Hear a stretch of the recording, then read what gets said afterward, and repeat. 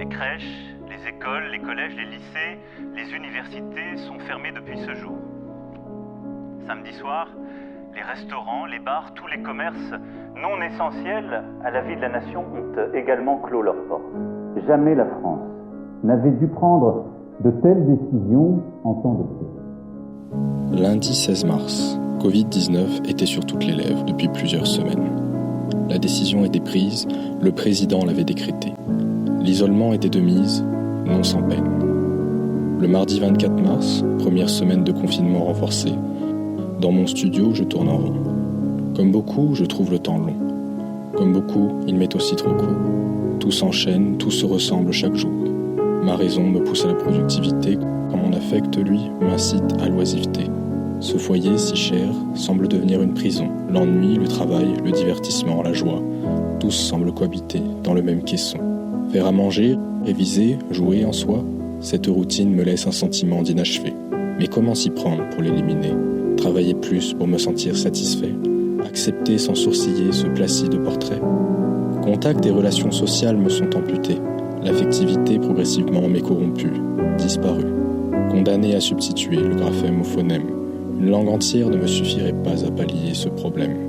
Mais si le monde se limitait à mon propre nid, ce nid pourrait s'étendre sur ce monde infini.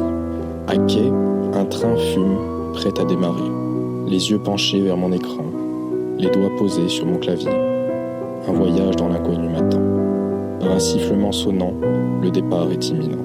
Je ne puis m'arrêter de vivre plus longtemps. Mais ma destination n'est qu'une escale. Apprendre une langue de nombreuses nations, pour me libérer de cette claustration, découvrir des cultures de tous horizons, rencontrer des âmes de toutes nationalités. Mon périple pouvait à présent commencer.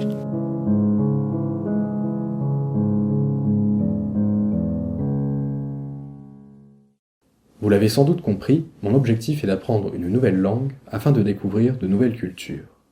Une langue, oui, mais pas n'importe laquelle. Pour comprendre pourquoi, il nous faut nous attarder sur ses origines.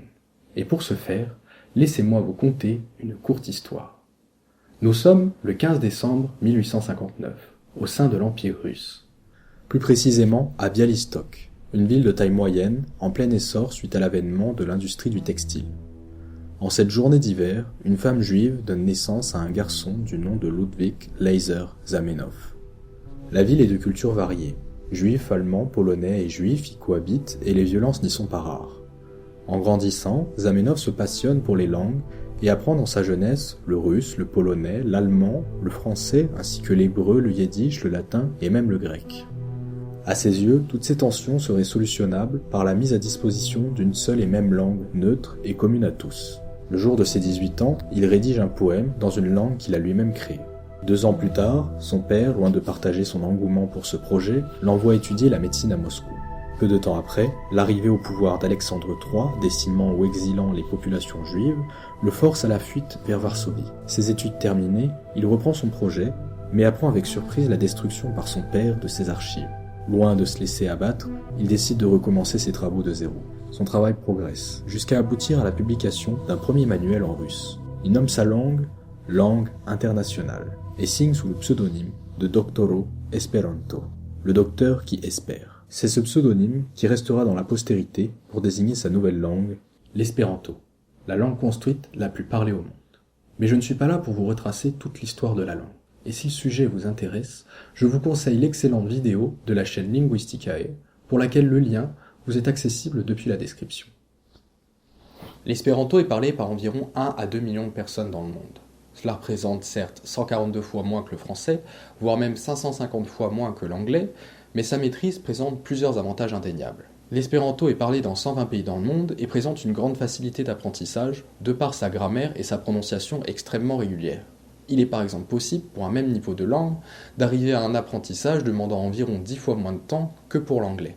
Rentrer en contact avec des habitants d'un grand nombre de pays demande dès lors un effort d'apprentissage beaucoup moins conséquent dans les régions où la probabilité de croiser un autre locuteur de cette langue devient non négligeable. Je pense notamment aux pays d'Asie du Sud-Est. Les présentations étant faites, je m'apprête donc à entamer ce voyage aux répercussions, je l'espère, pour le moins inédites. Commençons.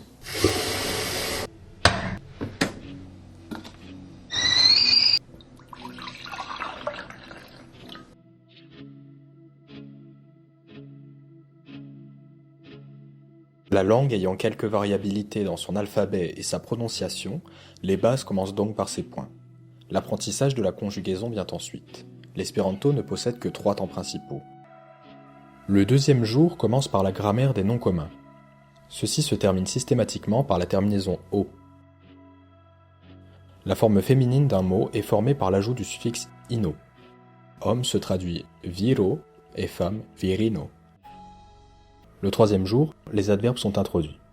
Vient après l'apprentissage des nombres. Le suffixe « a » peut être ajouté pour le transformer en rang et le suffixe « j » pour le mettre au pluriel. Un se dit « ono », premier se dit « unoa » et les premiers se disent « unuai ». Le quatrième jour, je suis familiarisé avec la forme interrogative simple. Elle consiste à rajouter le mot « chu » devant une phrase affirmative pour la rendre interrogative. J'apprends aussi le vocabulaire nécessaire, comme les jours de la semaine ou les mois.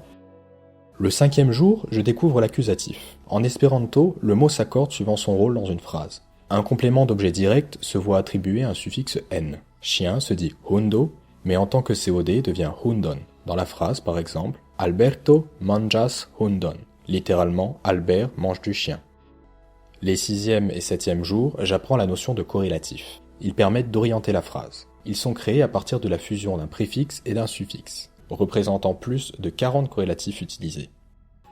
Le huitième jour, je découvre les préfixes et les suffixes de la langue. Un mot peut se voir ajouter un préfixe ou un suffixe, afin d'affiner son sens ou en créer un nouveau, s'appuyant sur ce dernier. Par exemple, le suffixe « ouille » désigne un ensemble. Ainsi, argent se dit « mono », mais porte-monnaie se dit « monuyo ». Les 9e et 10e jours, je suis initié au subjonctif et à l'impératif, caractérisés par la même terminaison en « ou », ainsi qu'au conditionnel. Le temps de cette forme est généralement implicite et déduit du contexte de la phrase. Ma leçon se termine par les adjectifs possessifs, se déduisant simplement par l'adjonction du suffixe « a ». Il se dit « ili » et devient « ilia » pour « son ». Le 11e jour est principalement dédié à l'élision, dont je découvre personnellement l'existence. Elle permet, par exemple en poésie, de remplacer les « o » des noms communs par une apostrophe. Par exemple, hundo, chien, devient hund. Le 12e et dernier jour de cet apprentissage théorique est en réalité un examen permettant de vérifier et réutiliser les acquis des autres leçons, ainsi qu'approfondir certaines notions pour lesquelles je me rends bien compte de mes difficultés. Après avoir passé en moyenne 1 heure par jour pendant 12 jours à apprendre l'espéranto, certains points m'en ressortent intéressants. Seulement une douzaine d'heures m'auront suffi pour apprendre à me présenter brièvement, demander une heure, une date, voire même construire une discussion, somme toute sommaire, mais tout à fait intelligible. Cependant, quelques limites de la forme de cet enseignement ne peuvent m'échapper. Sa densité forme une légère difficulté à l'apprentissage des notions abordées, même s'il est tout à fait possible de subdiviser cet apprentissage en davantage de séances. Le manque de pratique m'a aussi personnellement mis en difficulté pour appliquer avec aisance certaines règles grammaticales. Finalement, au terme de cet apprentissage, je peux estimer que mon principal obstacle à mon expression en espéranto est sans aucun doute mon manque de vocabulaire.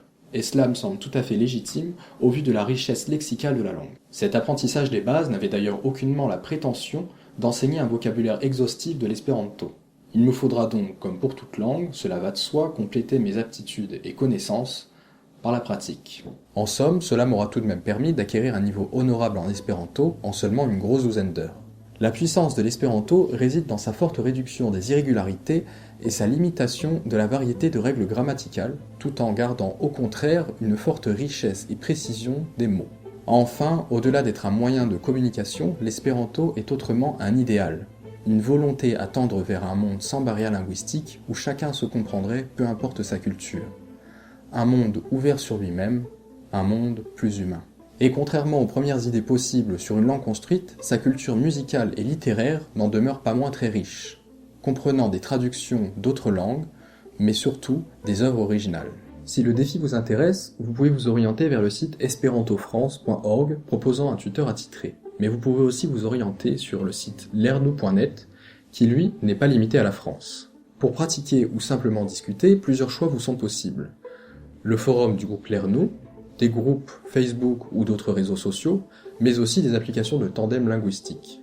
Voilà, cette vidéo touche à sa fin, j'espère qu'elle aura réussi à vous informer, vous motiver, ou du moins vous aider à relativiser sur cette situation de confinement plus ou moins inédite pour chacun.